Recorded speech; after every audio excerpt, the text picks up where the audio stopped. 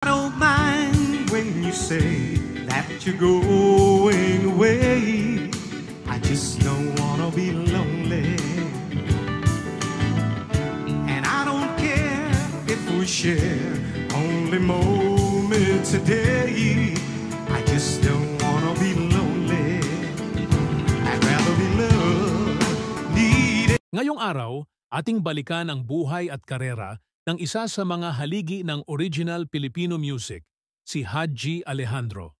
Isang tinig na nagbigay buhay sa mga awiting tumatak sa puso ng bawat Pilipino. Mula sa kanyang pagsisimula hanggang sa kanyang pagpanaw, narito ang kwento ng isang tunay na alamat. Dito sa Pinoy Wisdom.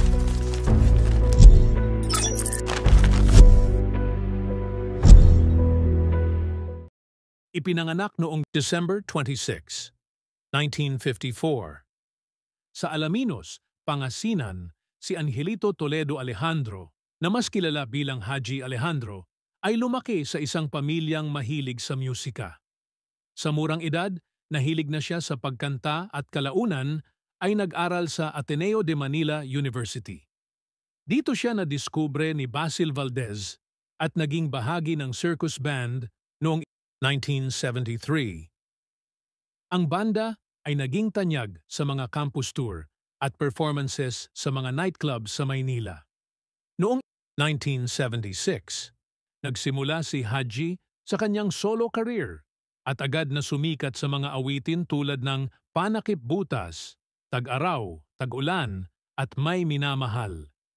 Ang kanyang interpretasyon ng Kay Ganda ng Ating Musika ni Ryan Cayabyab ay nagwagi sa unang Metro Manila Popular Music Festival noong 1978 na nagpatibay sa kanyang reputasyon bilang isa sa mga nangungunang OPM artists. Tinagurian siyang kilabot ng mga kolehiyala dahil sa kanyang karisma at tinig na kinagigiliwan ng mga kababaihan sa kolehiyo.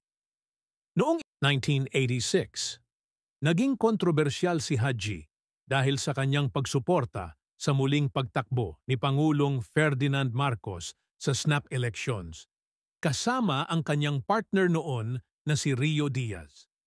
Matapos ang People Power Revolution, nagpatuloy ang kanilang suporta kay Marcos na naging sanhi ng pagkakabawas ng kanyang exposure sa media. Sa personal na buhay, nagpakasal si Hadji kay Rio Diaz at nagkaroon sila ng anak na si Ali Alejandro. Si Hadji rin ay ama ng singer na si Rachel Alejandro.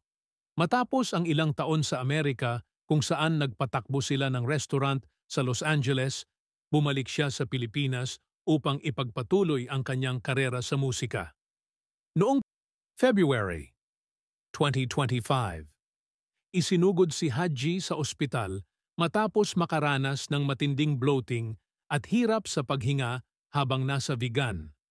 Matapos ang mga pagsusuri, nalaman na siya ay may stage 4 na colon cancer. Sumailalim siya sa operasyon at pansamantalang bumuti ang kanyang kalagayan. Gayunpaman, noong April 22, 2025, pumanaw si Hadji sa edad na 70. Ang kanyang pagpanaw ay kinumpirma ng kanyang pamilya at manager na si Girly Rodis. Ang musika ni Hadji Alejandro ay patuloy na nagbibigay inspirasyon sa mga bagong henerasyon ng mga Pilipino. Ang kanyang mga awitin ay nananatiling bahagi ng ating kultura at kasaysayan. Sa kanyang pagpanaw, iniwan niya ang isang paalam sa isang tunay na alamat ng OPM. Ang iyong musika ay mananatiling buhay sa puso ng bawat Pilipino. Maraming salamat, Hadji Alejandro. Kung nais ninyong balikan ang mga awitin ni Hadji Alejandro, maaari ninyong pakinggan ang kanyang mga kanta sa iba't ibang music streaming platforms. Ibahagi rin sa amin ang inyong mga alaala at paboritong kanta ni Hadji sa comment section. Salamat sa inyong pakikinig at huwag kalimutang mag-subscribe para sa iba pang kwento ng mga taong nagbigay ng malaking ambag sa ating kultura at sining. Hanggang sa muli! Dito lang sa Pinoy Wisdom.